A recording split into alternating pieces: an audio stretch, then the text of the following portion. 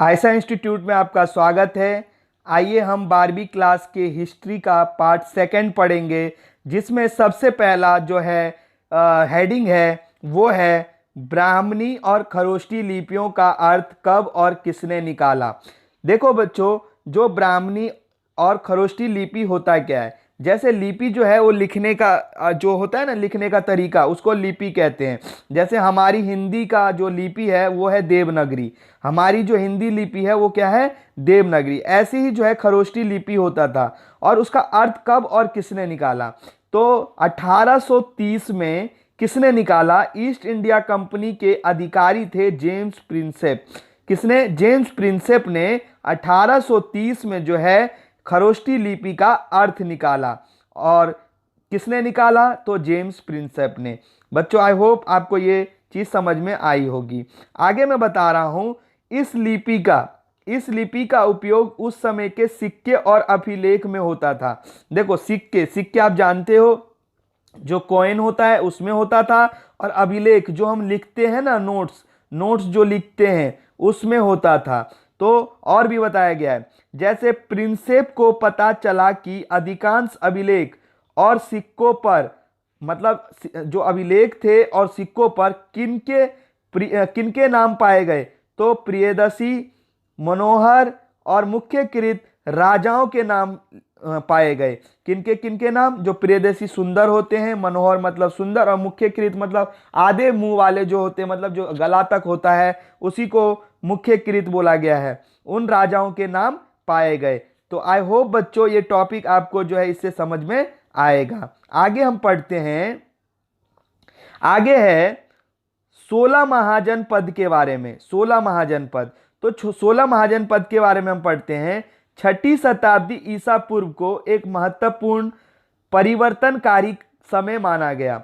परिवर्तनकारी समय माना गया। क्यों माना गया? क्योंकि इस समय नगर का, लोहे का जो है प्रयोग होता नजर आया, और सिक्कों का विकास हुआ। मतलब जो है नगर, लोहे, सिक्कों का जो है क्या हुआ, विकास हुआ। इस समय ये चीजें सामने आई, इसलिए जो है 6ठी शताब्दी ईसा पूर्व को एक महत्वपूर्ण परिवर्तनकारी समय माना गया।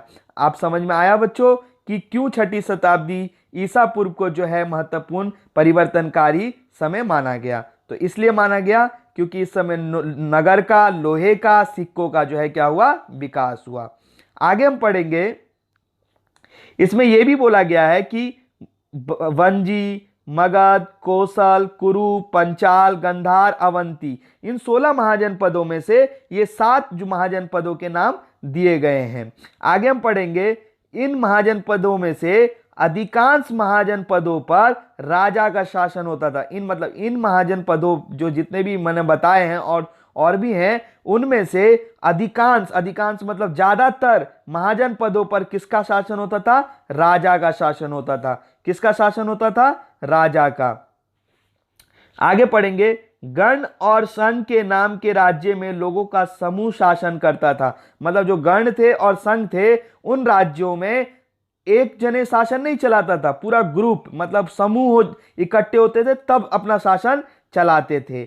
हर जनपद की अपनी राजधानी होती थी, जिसे किले से घेरा जाता था। मतलब हर जनपद, मतलब हर महाजनपदों की अपनी क्या होती थी, राजधानी होती थी, और उसको जो है किले से घेर देते थे। जैसे ये गोला कर दिया ना, ऐसे किले से जो है क्या कर दिया जाता था, घेर दिया जाता था।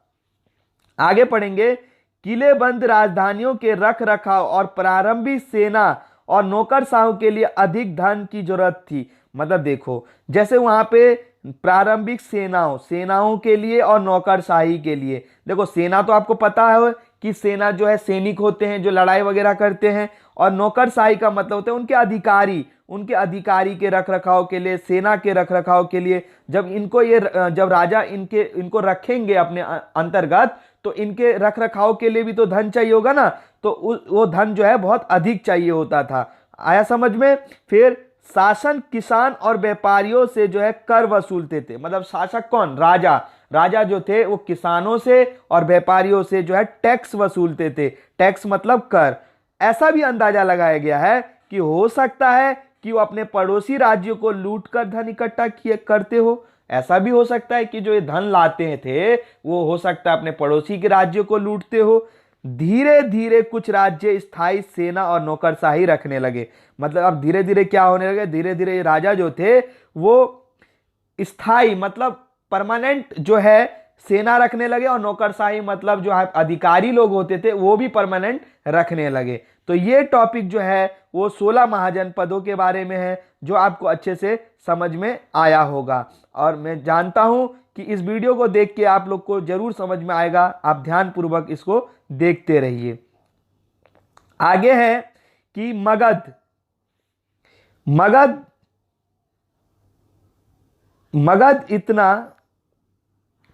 मगध इतना समृद्ध क्यों था? समृद्ध का मतलब है इतना अमीर क्यों था, इतना फेमस क्यों था? क्योंकि देखो क्यों था, क्योंकि प्राचीन शक्तिशाली जनपद था। प्राचीन का मतलब है सबसे पुराना शक्तिशाली महाजनपद था ये। और पटना गया जो वर्तमान में आज बिहार में है, पटना गया जो आज वर्तमान में कहां पर है, बिहार में, इसकी प्राचीन राजधानी राजगृह थी। जो इनकी जो प्राचीन राजधानी थी वो क्या थी, राजगृह। इर्द गिर्द पहाड़ी थी, इनके इर्द गिर्द क्या थी, पहाड़ी थी, जो प्राकृतिक रूप से इनकी रक्षा करती थी। मान के चलिए इनके चारों साइड अगर पहाड़ी रहेगा तो तूफान से, आतंकवादियों से, या मतलब कई बाढ़ से, चीजों से जो है इनका बचाव हो जाता था। वहां की भूमि जो थी वो उपजाऊ थी। गंगा और सोन नदी के पानी से सिंचाई होती थी। सिंचाई का मतलब जो है वो पौधों में जो है और फसलों में जो है पानी मिल जाता था। किससे? गंगा नदी और सोन नदी से। गंगा नदी और सोन नदी नौका के द्वारा यातायात की सुविधा थी। यातायात का मतलब है गंगा नदी और सोन नदी से नाव चला के जो है एक जगह से दूसरे जगह जाने की भी जो है सुविधा थी, जिससे व्यापार में वृद्धि हुई। देखो इससे जो है व्यापार में भी, क्योंकि अगर मान के चलो एक जगह से दूसरे जगह हम जा सकते हैं तो हम भाई आसानी से जो है दूसरे जगह भी जाके अपना व्यापार बढ़ा सकते हैं। इसलिए यहाँ पे जो है क्या हुआ, व्यापार में भी वृद्धि हुई। लोहे की खानें थी यहाँ पे, लोहे मतलब जो मेटल होता है उसके भी खानें थी, इसलिए भी ये समृद्ध था। और जंगलों में हाथी उपलब्ध हो जाते थे। इनको अगर लड़ाई के लिए या मतलब किसी चीज के लिए अगर मान के चलिए इनको हाथी की जरूरत पड़ती थी तो ये भी उपलब्ध था इनके पास, इसीलिए ये इतना समृद्ध था। क्या? मगध। देखो मैंने आपको इतनी सारी जनपद बताए, महाजनपद बताए, 7 महाजन 16 में से, लेकिन आपको मैंने बताया कि मगध ही इतना समृद्ध था इसलिए क्योंकि यहाँ पे इन चीजों की फैसिलिटीज थी, इसलिए जो है ये इतना समृद्ध था। आई होप बच्चों आपको इस वीडियो से जो है बहुत ज़्यादा जो है हेल्प मिलेगा, और आप इस वीडियो को देखने के बाद अपनी एनसीईआरटी बुक जरूर पढ़िए। मेरे को तो पूरा लगता है कि आपको इस वीडियो से ही बहुत कुछ क्लियर हो जाएगा। अगर जरूरत पड़े तो आप अपनी एनसीईआरटी बुक भी पढ़ सकते हैं। धन्यवाद। नेक्स्ट पार्ट जो है मैं जल्द लेके आऊँगा।